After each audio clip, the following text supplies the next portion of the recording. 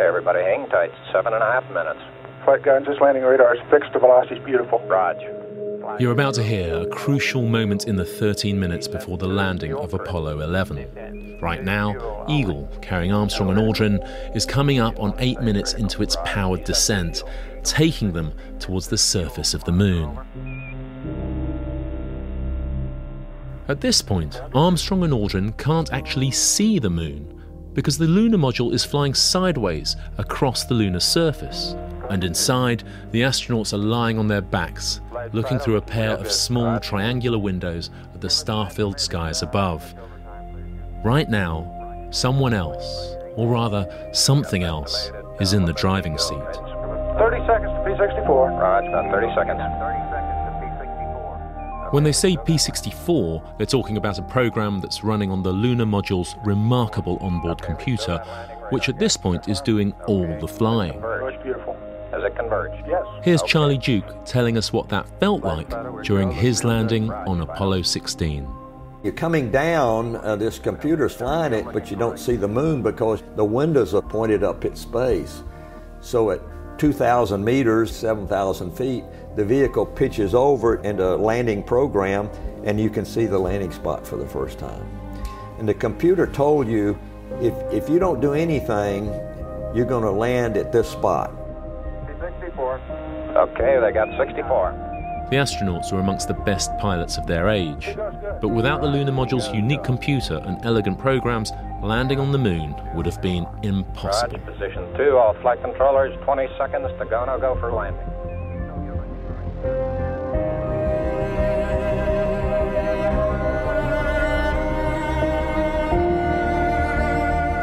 We choose to go to the moon. Capcom, we're go for landing. Eagle Houston, you're go for landing, over. Plus Give us the reading on the 1202 program alarm. Hold to that 18-foot. We're going to make it a thing. Roger. Low level. 60 seconds. We patch you down. We copy you down, Eagle. Tranquility Base here. The Eagle has landed.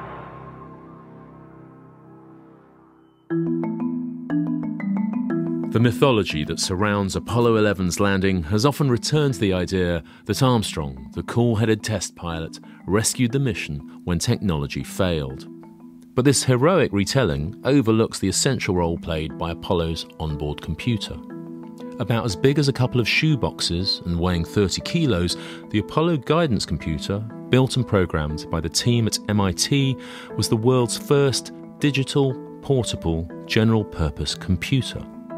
The landing was the most challenging because it was the point in the mission where the computer was being called on to do the most.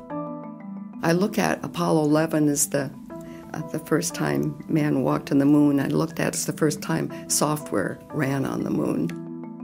In this episode, I'm going to talk to the architects of this revolutionary technology about how they took their idea from the drawing board to the surface of the moon, and with it saw in the dawn of the digital age.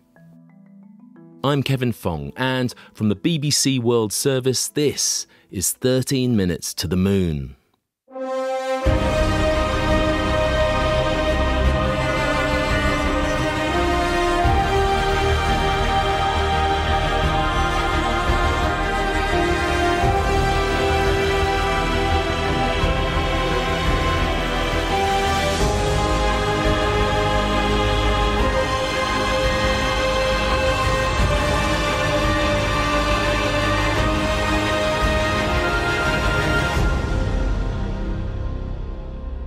Episode 5, The Fourth Astronaut. I therefore ask the Congress, above and beyond the increase... Let's jump back briefly to 1961, to the beginning of Project Apollo and Kennedy's momentous speech to Congress declaring his ambitious intent to set sail on this new ocean of space.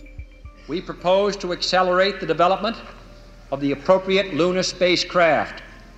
We propose to develop alternate liquid and solid fuel boosters, much larger than any now being developed. Rockets and spacecraft alone aren't enough to get you to the moon.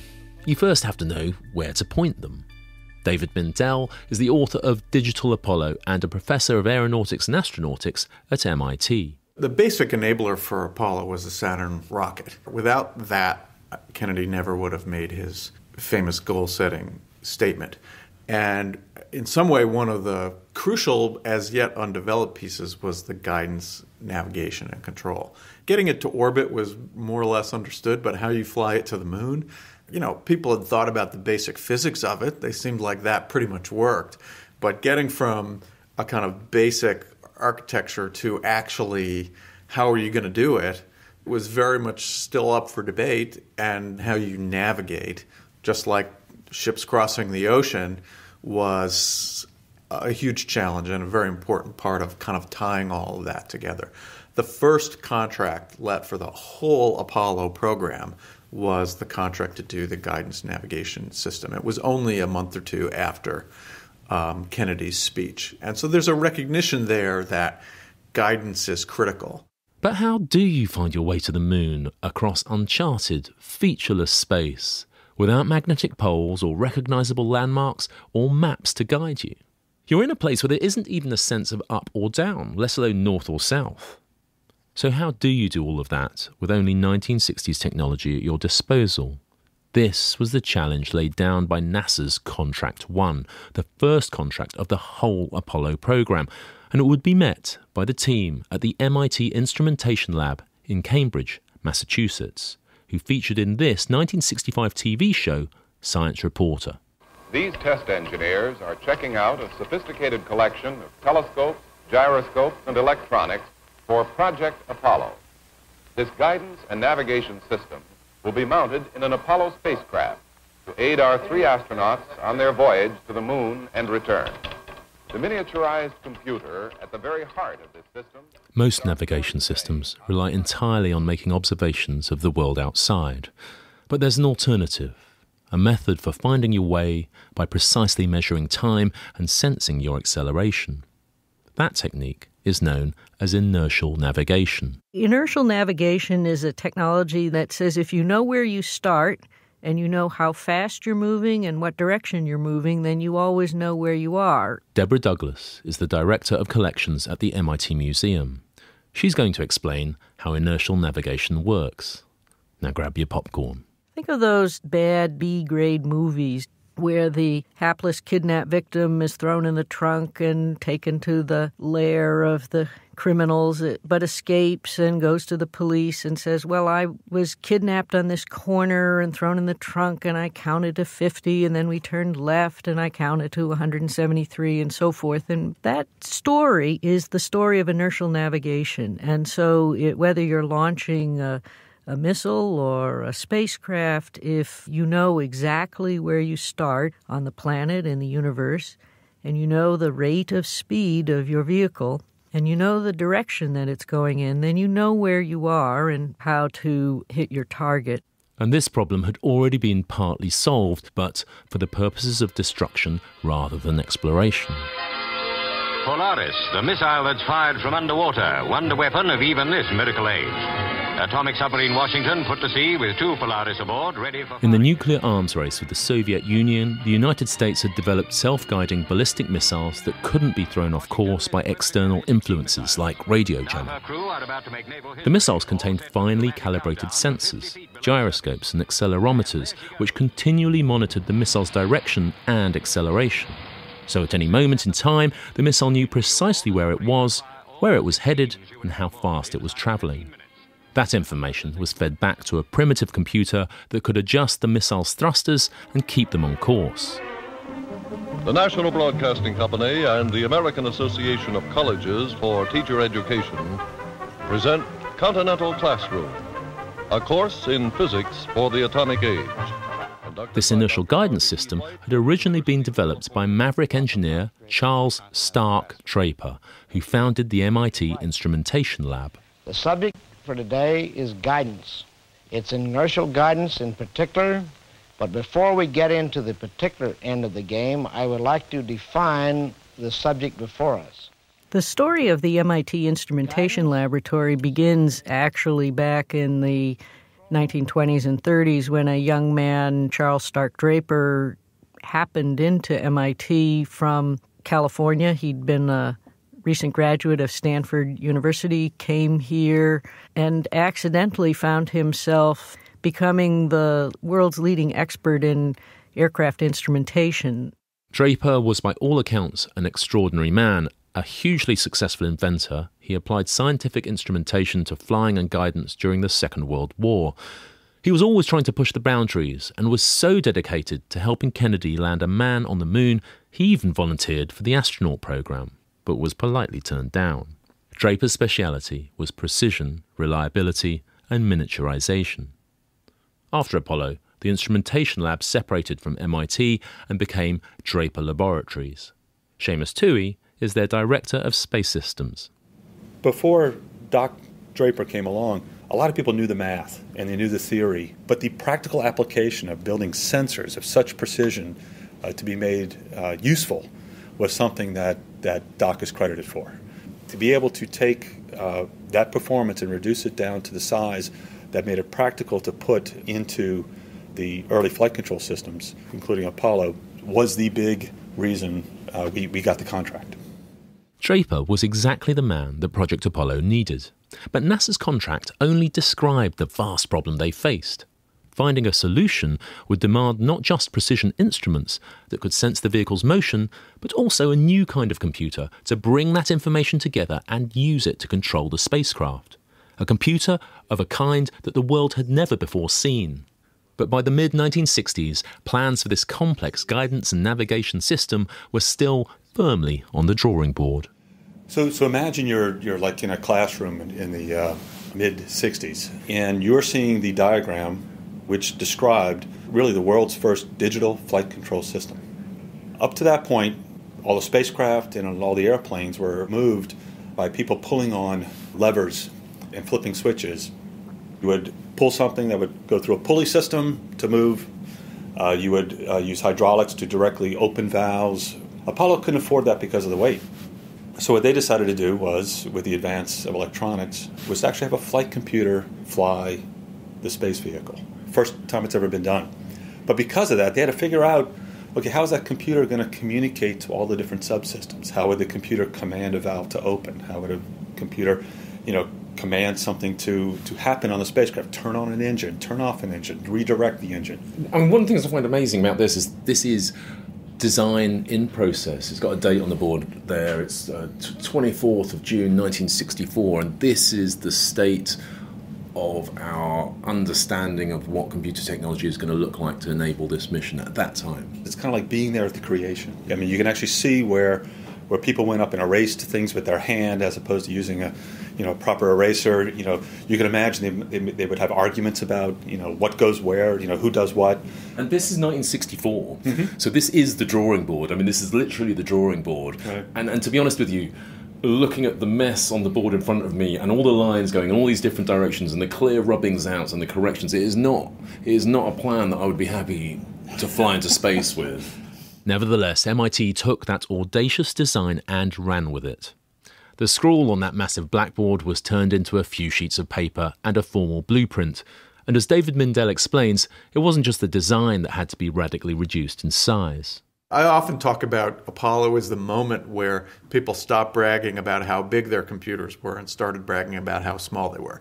At the time, a digital computer was something the size of a building that had its own fire department, its own air conditioning system. And the fact that it took umpteen kilowatts or megawatts of power, and that was how you bragged about it. And then afterward, it was that moment where people started saying, they're more valuable when they're small than when they're big. The fact that Apollo had not just a digital calculator, but a digital computer was radical. But in the 1960s, what did radical look like? I'm Eldon Conrad Hall. In Digital Apollo, David Mindell describes Eldon Hall as a lanky Idaho farm boy with a keen interest in electronics. But this led him to greater things.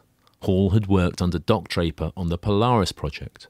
Later, he was brought in to lead the team that would design and build the computer hardware for Apollo.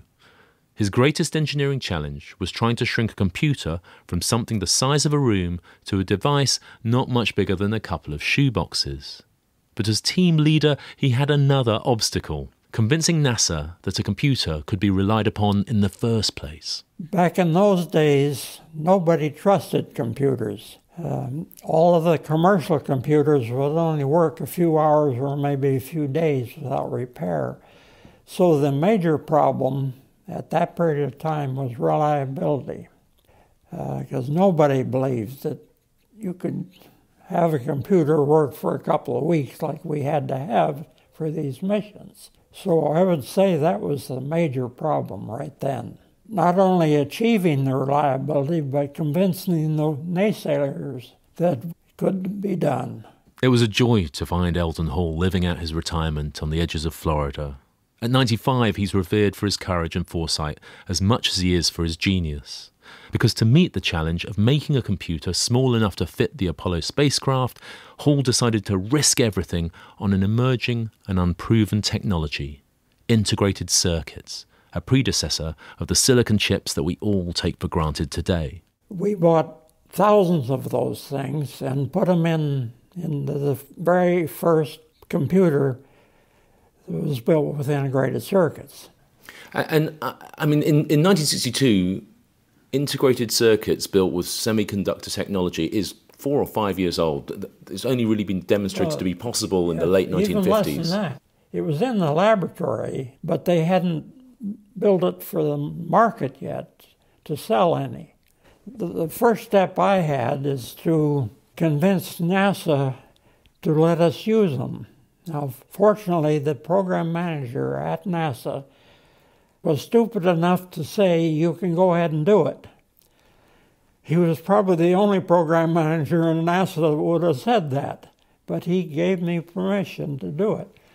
And now, looking back, does it not strike you as stupendous, really, that they would take a risk on this uncertain, brand new technology? Right. I couldn't believe, sitting here now, I couldn't believe anybody would wanted to take that risk. And did you, at the time, feel the enormity of that decision, that you were committing Project Apollo to a decision that would ensure the success or the failure of that mission?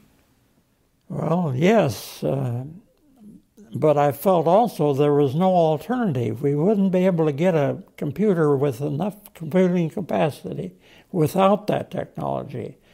If anything happened that this computer with integrated circuits fell on its face, then they just wouldn't be there.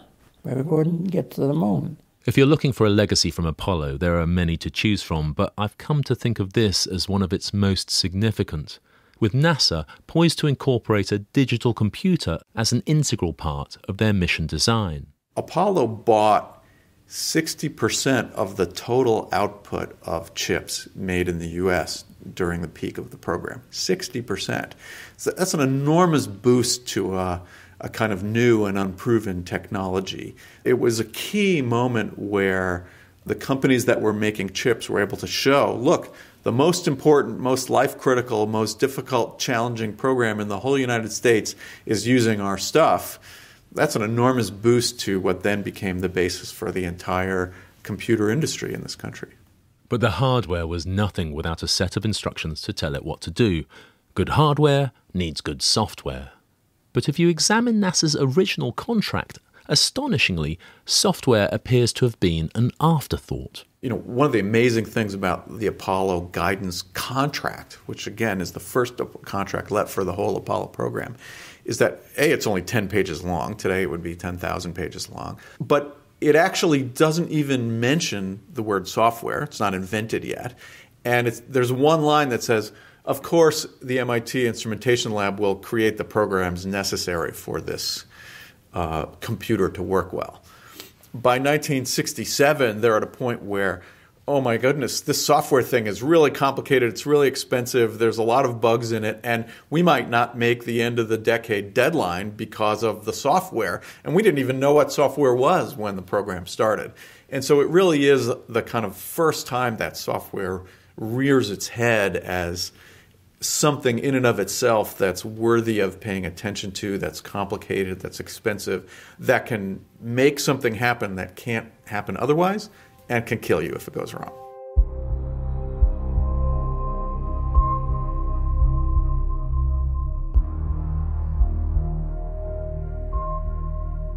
For the development of the software, NASA would need to call on the skills of a new breed of scientist. Responsible for authoring the thousands of lines of computer code that the astronauts' lives would depend upon, these programmers would prove to be some of the most brilliant and creative people in the entire space program. Margaret H. Hamilton is what if I sign something, but I'm Margaret or Margaret Hamilton. Just tell me what was your job title during Project Apollo? I started off as a programmer and ended up as being in charge of the onboard flight software for the LEM and the command module. Margaret doesn't give many interviews, and so it was a great pleasure to be able to talk to her about what the embryonic field of computer science was like in 1964 when she joined the project. Most of the Apollo space program revolved around a culture of regimented structure, protocol and procedures. But in the 1960s, the world of software was like the Wild West. There were no rules. There was no field for what we did. When the people would interview you at the time, they would ask you if you knew the language on their computer. And if you did, you almost had a job. To me, it was like saying, do you know these English words? And it's like saying, oh, okay, you have a job writing a novel. I just thought that was a really strange way of thinking people qualified. And people would go around and use terms like the term software. Nobody knew what software was. Not even people who were some of the people doing software. There's no way to describe it to people like family members. What is that, right? Equally impressive and fascinating was the character of Don Iles. Another programmer, he almost stumbled into a key role within the Apollo program, aged just 23. Sunshine came softly through my window today. I was one of the people who programmed the onboard computer in the lunar module. I did not take computer science in college. I'm not sure I could have. I was a math major, but not a very good one. So at that point, I was sort of a bedraggled graduate wondering what he was going to do next. You're gonna be mine, I know it. We'll do it in style. I joined the program fairly late, in the middle of 1966, when a great deal of the software for the command module had been written, and a lot of the sort of tools in the way of the simulators and the operating system were in existence. But at that point, the application code, if you will, for the LEM, the part that actually flew the different mission phases, was just starting up. And so I was lucky enough or unlucky enough to be assigned to work on the lunar landing phase. How did that feel to be programming the onboard computer for Project Apollo? It must have seemed like an enormous opportunity. I think it seems that way more in retrospect. You know, at the time I was happy enough to have a job. I don't know if I ever said to myself, goodness, this is awesome. Compared to the starch shirts and ties at Mission Control, the coders in Cambridge were free spirits. It was a very unregimented, very free sort of environment. I think they realized that to accomplish the task at all, they needed to give us the freedom to take the initiative. I've heard stories, and I'm not sure if they're true, that you were working on Project Apollo, but you might as easily have an afternoon when you weren't working be protesting against Vietnam. Is that right? Well, I wasn't the only one, but yes, that was the era when we were protesting against Vietnam. Sometimes, I was tear gassed. They were somewhat tumultuous times, and I was part of that too in a limited way. In his Apollo memoir, Sunburst and Luminary, named after the programs he wrote, Don Iles details how he created the landing software to run on this simple yet incredibly efficient machine. The AGC, the Apollo Guidance Computer, took up 1 cubic foot. Well, I think it weighed 70 pounds complete, 55 watts, if I remember the number correctly. It had, in terms of memory, the equivalent of 76 kilobytes. In modern terms, that was in the form of 16-bit words. And of that 76 kilobytes, only 4 kilobytes was random access memory, read-write memory. The rest was a very durable, reliable form of hardwired memory. It's fashionable for us today to marvel at how incredible our modern computers are and how puny the Apollo guidance computer was in comparison. But it's not a fair comparison. If you plugged your laptop or phone into an Apollo vehicle on the way to the moon, for any number of reasons, it probably wouldn't be up to the task. Mission success depended directly on every single person involved in the Apollo program, from computer architects and programmers to the people firmly on the front line, managing the more mundane task of turning these grand ideas into physical reality. It was the mid-1960s, and computing was still a laborious process. Once written, the code was printed out onto reams of paper and then translated into punch cards that could be read directly by huge mainframe computers on the ground. All of this had to happen before the programs could be tested and made ready to be incorporated into the compact Apollo guidance computer on board the spacecraft. Dan Likely was a senior programmer in this long chain of production. We got to the moon using punch cards. People today can't believe it. It was all done with punch cards and key punches, and put a batch of cards and ran it through a card reader into those big IBM computers. And there were over 100 people working at it on the end. They had to all integrate their cards and put them together and submit it in one big run overnight. And then we'd run the simulations the next day, show whether it's good or not. And there were 2 women who worked on them. My name is Elaine Deniston. I went there as a temporary employee. In those days, we had a company called Kelly Services, so I was a, quote, Kelly girl. And I was hired to key punch. And then after a certain period of time, and I have no idea when, they kept me on and hired me as a full-time employee. Elaine Deniston's job was to turn the printed lines of computer code into punched cards. These were literally stiff cards about the size of a standard business envelope with a series of holes punched into them. It was my job to type what the programmers gave me, type it into these cards. So you would type up what they had written onto a card, and then the cards would be collected. And of course, these prima donna programmers would be late. I got to do this over, give me another half hour, and so on and so on. So she had to go around at night before she left and beat up on all these programmers and get their information, run it, make sure there were no errors in it, and then turn it in for the overnight run. You know, after I'd been at the job for a while, I could spot certain patterns. And I know if you had a left parent somewhere there had to be a right parent. Or there should have been a period at the end of some string of numbers. That's what I spotted. And when I saw those, I would actually go back to the programmer and they look at, oh, yeah, thank you. But I was persistent. And I would haunt them. H-A-U-N-T. Not only was she young, she was a black woman who had to go around and use her weight to boss around all these prima donnas. She's unbelievably good at it. She was very, very good. She had a wonderful personality, and she was really smart. I liked most of them. Most of them were pretty nice. They were they were thankful. They did not say, who are you to tell me? They did not do that. They were thankful to have it because if the code wasn't right, then the program wouldn't go. Getting the code right was vital, but making sure that the code was translated correctly into these punched cards was equally important. The trick here was to trap errors on the ground so that the astronauts didn't have to face them in space. And once all of this was done, the software was ready to be uploaded into the Apollo guidance computer. Now I say uploaded, but it wasn't anything like as straightforward as that. Let me introduce you to the remarkable idea of core rope memory, a form of computer memory which had to be woven into the spacecraft. Literally. David Mindell. The core rope memory worked in a way where there are these things called magnetic cores, and they're like little tiny, barely even visible donuts of magnetic material. The software was literally woven into the cores. If a wire went through a particular core, that represented a 0, and if it went around the core, it represented a 1.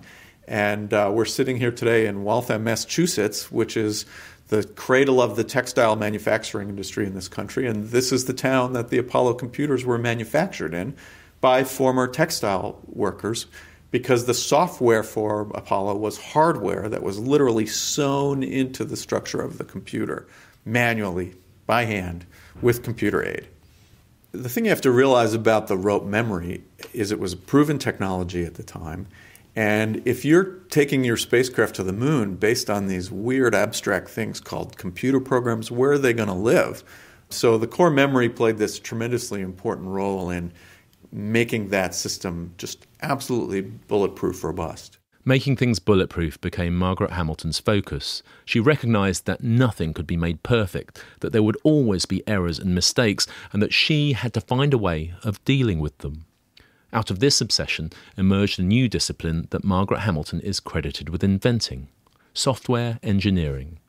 I began to get fascinated by errors because there were no tools for finding them. They almost didn't exist like they do now. We try to understand the errors and find new ways not to let them ever happen again. That's part of software engineering, finding a way to develop a system, to write software so that it would be reliable. This is software upon which people's lives will depend.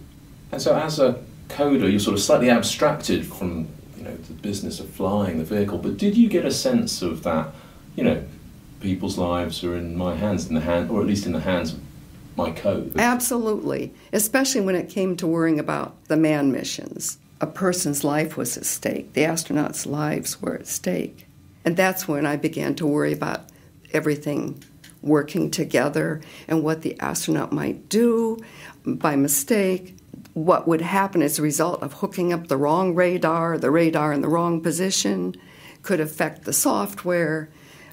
How do you let him know it when he's busy doing his stuff and he doesn't even notice that there's a problem?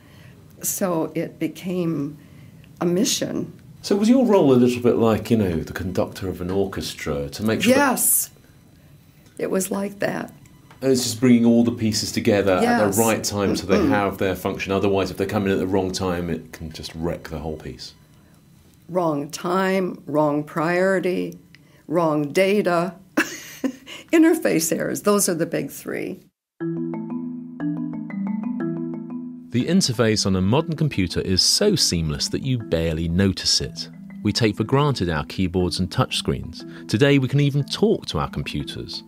But 50 years ago, none of that existed. To see the Apollo guidance and navigation system in operation, we visited the systems test laboratory and talked with Mr. Ramon Alonso, Assistant Director of the Instrumentation Laboratory.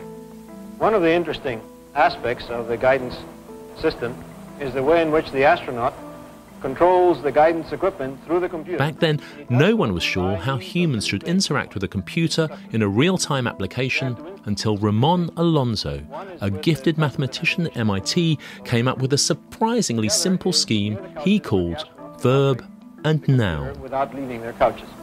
The system of codes used is reasonably simple. It consists of a numeric verb and a numerical noun.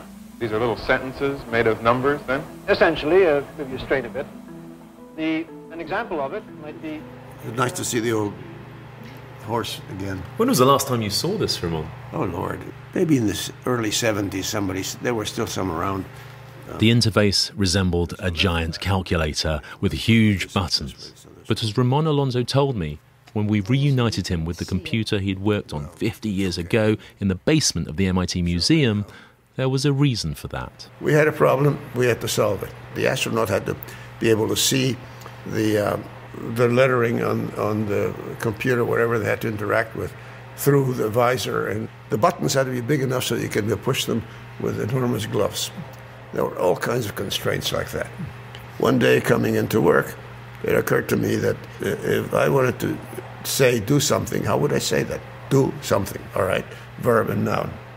It couldn't have been simpler. Verb, what do you want to do? Noun, what do you want to do it to? With this crude vocabulary, users could give the Apollo guidance computer different instructions and run a range of programs. And pretty soon, a funny thing began to happen. People would say, very interesting, yes, good. Are you going to leave this verb and noun the way it is? Not up to us. There's another group that's going to do that. Yeah, but you can't leave verb and noun. Why not? Well, it's not military enough. It's not serious enough. It's not scientific enough. You had a lot to do with the astronauts through this project. What did you think of them? What did you make of them? I thought one group was very, very, very smart. I didn't think so much of the other one. I thought they were dumb, frankly. However, they were all charismatic and surviving test pilots, 40-year-old surviving test pilots. You don't get to be a surviving test pilot at age 40 without having done a lot of things right, or being so lucky that you're off the chart. And one of the astronauts, when given the tour of the computer, said, the first thing we're going to do when we're up there is turn the sucker off. We're pilots. We fly things. We don't have things fly us. But at the same time, it was also the fact that they wanted to go to the moon, and they didn't care what they had to do so. And so they were the right warriors. And there's no question that they were the right people. One of those warriors was astronaut Charlie Duke. Well, it was a simple little keyboard. We had 3 digital readouts, but no text. It was all just numbers, 3 sets of numbers. And you had to know what P64 verb 1092 was. That noun-verb combination is rate of descent, forward velocity, and altitude. It was a crude little system, but it worked. So here we've got the keypad, which is just numbers 0 through 9, plus and a minus. And then on the left... Back at Draper Labs, Seamus Toohey let me have a go at playing astronaut on one of the original DSKY interfaces that Ramon Alonso had designed. A program. So let's say you were in lunar orbit and you're safely there, and you want to start initiating the lunar landing guidance algorithm, which was 63. That was the noun number attached to it. So what you would do is you would press down. 63, enter. Enter. So that tells it that's the program you want to run. Well, when do you want to start? You want to start in 15 seconds? Yeah, why not? 15 seconds sounds Then you good. would say verb. Verb. 15. 15. Enter. And then a clock would start tick, tick, tick, tick, tick. Start ticking down, and when it ran to 0, the computer would then initiate program 63, which would, in this case, do a very large braking burn to slow you down, so you start dropping down to the surface of the moon. And that's the beginning of powered descent. That's the beginning of powered descent. So noun, enter, verb, 15 for that, enter. Look, I'm so overrated, this flying the Apollo capsule thing. Right? Minus 0.2, minus 0.7. And we used the things, noun 86 for delta VZ, which was 9.5. And this is how the astronauts flew to the moon. In the final 13 minutes of descent, Armstrong and Aldrin were very often in the hands of Alonso, Isles, Hamilton and their co-workers, dependent on programs that fired thrusters and rocket engines, precisely controlling their speed and direction of travel right until the moment of touchdown. Here's Charlie Duke talking about what that was really like. Okay, we're off to a good start. Play it cool. We were almost on target, a little west and a little north, and the computer told you if you don't do anything, you're going to land at this spot. 54 LPD, dropping out the bottom now. 800 feet, 30 down. Hey, Houston, we're going to be just a little long. Roger. But we're just now beam double spot. But all it knew was how high you were above the moon. It could be on a slope, it could be in a big crater, or be on top of a rock. So you had to maneuver to get a landing spot. So things got really busy at the last 300 or 400 feet. And I was looking out my side occasionally, and we ended up probably 200 meters from where we had intended to land. And it was engine stop. We hit the ground, dead level, and we just erupted with excitement. And I could see all the way to the ground, just like flying the LTV. Piece of cake. Fantastic. Percy Precision is Planet One on the planes of Descartes.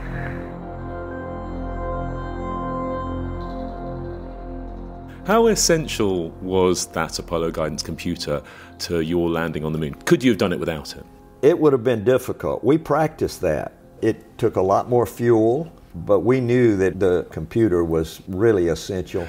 And how strange was it for you? I mean, you were a test pilot, you flew single-seater fighters, you used to being completely in control of your vehicle, and now there's a computer there and it's partly managing how you fly. How strange was that for you, and how did you get used to it?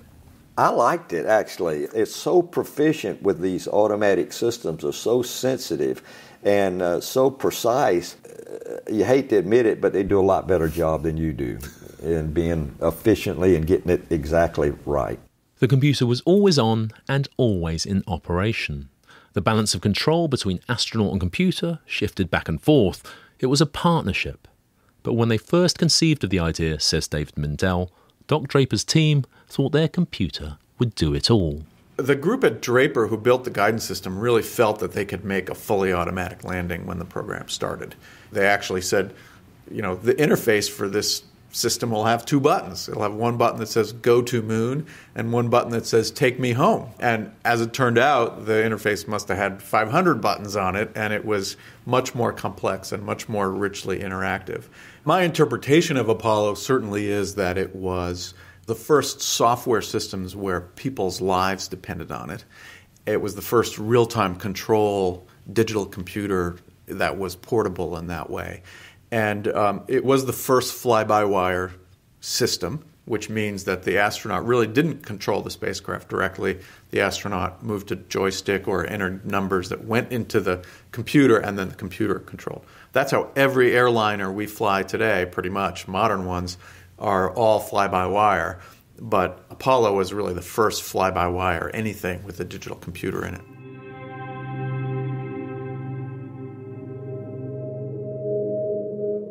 The achievements of the team at MIT echo on into the present day. And it's left its impression on all of us, not least the people who worked on the mission, built those computers and wrote those lines of code. People like Eldon Hall, Margaret Hamilton and Don Iles. 300 feet down, 3.5. Did you feel the weight of the responsibility? Because so many people were involved in this, but at that moment, with the computer so firmly embedded in these last few seconds. Last few seconds of the landing, yes. Yes, I was very nervous, yes. Did it ever enter your mind that, if it doesn't go to plan, people are actually going to perhaps look back to my hardware and say it was my fault? Yes. That always worried me, yes. And so, when they eventually landed, once they finally confirmed they were safely on the surface, how did that feel for you? Very relaxing. When they touched down, announced the end, shut the engines down. Do you think, under ideal conditions, the guidance system controlled by your computer could have landed the lunar module on its own? Well, we thought so. 100 feet, 3.5 down, 9 forward. 5%. One of the good things that happened from Apollo 11 is people knew something called software existed, and it made it seem more interesting. They don't have to be astronauts, but they can be involved in many different ways. Down 2.5. I think in some larger sense, we felt we were there with them, that we were there more intimately, we thought, in our own heads than anybody else was, because it wasn't just something we made was there, it was something where we had programmed the thoughts, if you will, of this computer were there. And by the way, that information may still exist. Those limbs ended up crashing on the moon. Whether that memory would have been durable enough to survive the crash with the information intact, I don't know. But in a sense, I can say my work is on the moon. Tranquility Base here. The Eagle has landed.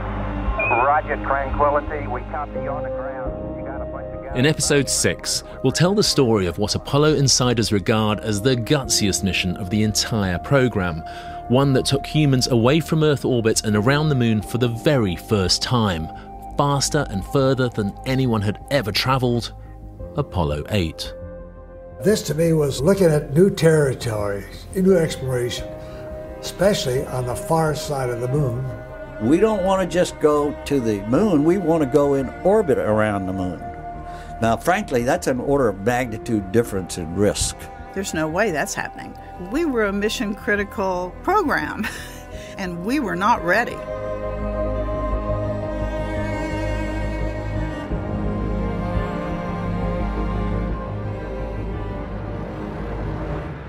"13 Minutes to the Moon" is an original podcast from the BBC World Service.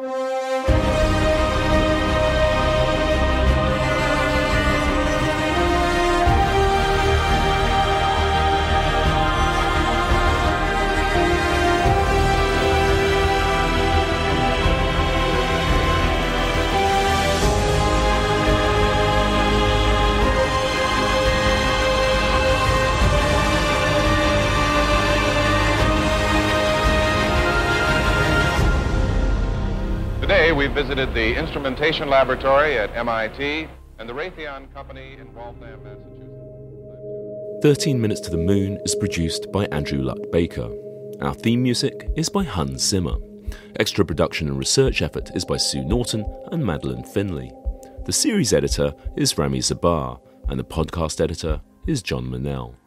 Many thanks to the MIT Museum Collections for the use of the Science Reporter TV show.